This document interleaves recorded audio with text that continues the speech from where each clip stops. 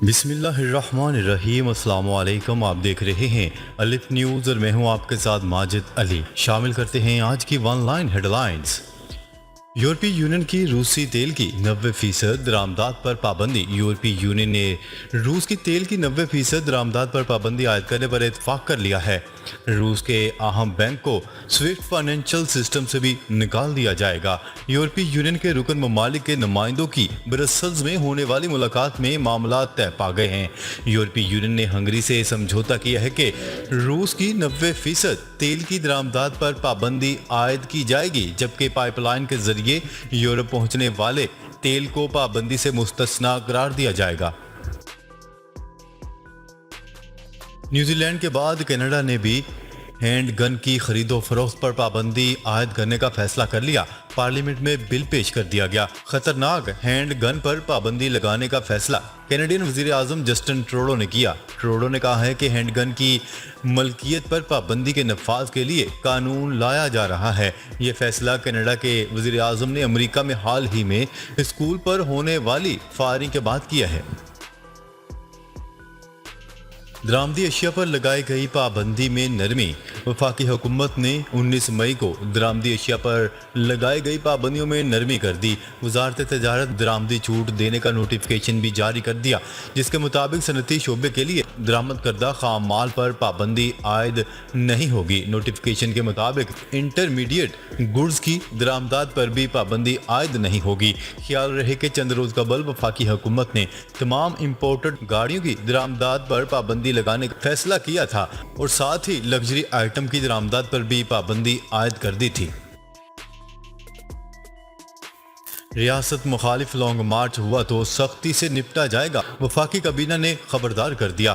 وفاقی کابینہ اجلاس میں فیصلہ کیا گیا ہے کہ ریاست مخالف لانگ مارچ ہوا تو سختی سے نپٹا جائے گا۔ پی ٹی آئی کے لانگ مارچ کے دوران توڑ پھوڑ اور تشدد کی تحقیقات کے لیے کمیٹی بھی قائم کر دی گئی ہے۔ وزیر اعظم شہباز شریف کی زیر صدارت وفاقی کابینہ کا اجلاس ہوا۔ وفاقی کابینہ اجلاس میں سیاسی اور معاشی صورتحال کا جائزہ لیا گیا۔ وفاقی کابینہ نے عوام کو 25 مئی کے لانگ مارچ کو مسترد کرنے پر مبارکباد دی۔ وزیر اعظم شہباز شریف کا کہنا ہے کہ پاکستان اور ترکی کے مضبوط تاریخی، ثقافتی اور مذہبی تعلقات ہیں۔ ان 7 دہائیوں میں دونوں برادر ممالک ایک دوسرے کے شانہ بشانہ کھڑے رہے۔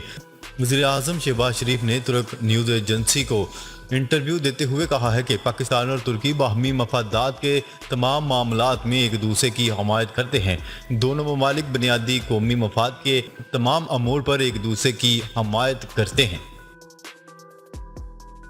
متحدہ عرب امارات اور اسرائیل کے درمیان فری ٹریڈ کا معاہدہ طے پا گیا۔ اسرائیل اور متحدہ عرب امارات نے آزاد تجارتی معاہدے پر دستخط کر دیے، جو کسی بھی عرب ملک کے ساتھ اسرائیل کا پہلا بڑا تجارتی معاہدہ ہے۔ عالمی خبرساں ادارے کی رپورٹ کے مطابق اسرائیل اور متحدہ عرب امارات کے درمیان تجارت کو فروغ دینے کے لیے فری ٹریڈ ڈیل طے پا گئی، جس پر دونوں ممالک کے حکام نے دبئی میں دستخط کر دیے۔ یہ معاہدہ مہینوں پر مشتمل مذاکرات کے بعد طے پایا ہے۔ پی آئی اے اپنا حج آپریشن 6 جون سے شروع کرے گا۔ پی آئی اے انتظامیہ کے مطابق پہلی حج پرواز 329 عازمین کو لے کر وفاقی دارالحکومت اسلام آباد سے صبح 4 بجے مدینہ منورہ روانہ ہوگی۔ پی آئی اے 15,000 سرکاری اسکیم کے تحت استفادہ حاصل کرنے والے عازمین حج کو لے کر جائے گی، جبکہ پرائیویٹ آپریٹرز کے 18,000 حجاج اکرام پی آئی اے کا انتخاب کریں گے۔ سعودی عرب اور اسرائیل کے درمیان امریکی ثالثی میں امن معاہدہ متوقع۔ سعودی عرب اور اسرائیل کے درمیان جلد ہی امن معاہدہ طے پا جانے کی توقع ہے، جس کے لیے امریکہ اور عرب ممالک کلیدی کردار ادا کر رہے ہیں۔ عالمی خبرساں ادارے کی رپورٹ کے مطابق عرب ممالک سے تعلقات کی بحالی کے بعد اب امریکہ نے اسرائیل اور سعودی عرب کے درمیان معاہدہ طے کرنے کے لیے اپنی کوششیں تیز کر دی ہیں۔ عرب ممالک بھی سعودی عرب کے اسرائیل کے ساتھ تعلقات کی بحالی کے لیے کوشاں ہیں۔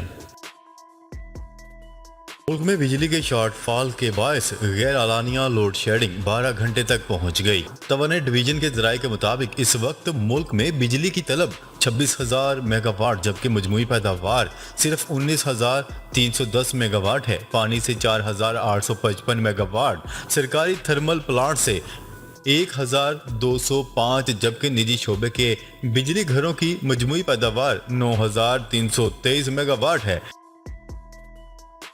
بجلی کی قیمت میں 3 روپے 99 پیسے فی یونٹ اضافے کی منظوری۔ National electric power regulatory authority NEPRA نے بجلی کی قیمت میں 3 روپے 99 پیسے فی یونٹ اضافے کی منظوری دے دی۔ نیپرا میں بجلی کی قیمت میں 4 روپے 5 پیسے فی یونٹ اضافے کی درخواست پر سماعت ہوئی۔ سینٹرل پاور پرچیزنگ ایجنسی نے اپریل کی فیول پرائس ایڈجسٹمنٹ کے لیے درخواست دیتے ہوئے کہا ہے کہ گزشتہ ماہ 12 ارب 55 کروڑ یونٹ بجلی پیدا ہوئی جس کی مجموعی لاگت 133 ارب روپے رہی۔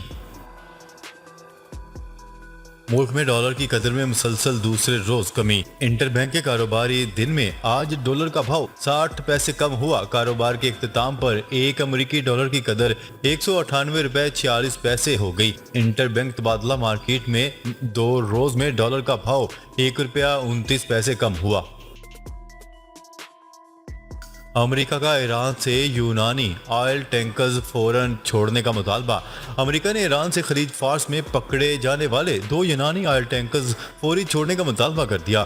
امریکی وزارت خارجہ اینتھنی بلنکن کا کہنا ہے کہ ایران پکڑے گئے 2 یونانی بحری جہازوں کو ان کے عملے کے ساتھ فوری طور پر رہا کرے۔ اینتھنی بلنکن نے کہا ہے کہ ایرانی پاسداران انقلاب کے علاقائی عالمی سلامتی کے لیے خطرات ناقابل قبول ہیں۔ واضح ہے کہ ایران نے گزشتہ ہفتے خلیج فارس میں 2 یونانی آئل ٹینکرز عملے سمیت پکڑ لیے تھے۔ اس سے قبل یونان میں ایرانی آئل ٹینکرز پکڑے جانے کا واقعہ بھی سامنے آیا تھا جس پر جوابی کارروائی کی دھمکی دی تھی۔ ترک صدر رجب طیب اردوان کا یوکرینی ہم منصب کو فون، جنگ میں ثالثی کی پیشکش۔ ترک صدر رجب طیب اردوان نے یوکرینی ہم منصب ولادیمیر زیلنسکی سے فون پر بات چیت کی۔ غیر ملکی خبرساں ادارے کی رپورٹ کے مطابق ترکی کے صدر نے یوکرین اور روس کے درمیان جاری جنگ پر ولادیمیر زیلنسکی کے ساتھ تبادلہ خیال کیا۔ اس موقع پر رجب طیب اردوان نے کہا ہے کہ ثالثی سمیت درکار تعاون فراہم کرنے کے لیے تیار ہیں۔ ان کا مزید کہنا تھا کہ یوکرین اور روس کے درمیان مذاکرات کو جاری رکھنے کی ہر ممکن کوشش کی ہے۔ ان کا کہنا تھا کہ یوکرین کی زرعی مصنوعات کی برآمدات کے لیے محفوظ سمندری راہداری بنانے کے منصوبے کو قدر کی نگاہ سے دیکھتے ہیں۔ حکومت میں تھے تو اسرائیل کو تسلیم کرنے کے لیے دباؤ تھا۔ عمران خان کا اہم انکشاف۔ سابق وزیر اعظم اور چیئرمین پی ٹی آئی نے انکشاف کیا ہے کہ حکومت میں تھے تو اسرائیل کو تسلیم کرنے کے لیے دباؤ تھا۔ امریکہ کی زیر اثر مخصوص لابی مسلم ممالک سے اسرائیل کو تسلیم کروانا چاہتی ہے۔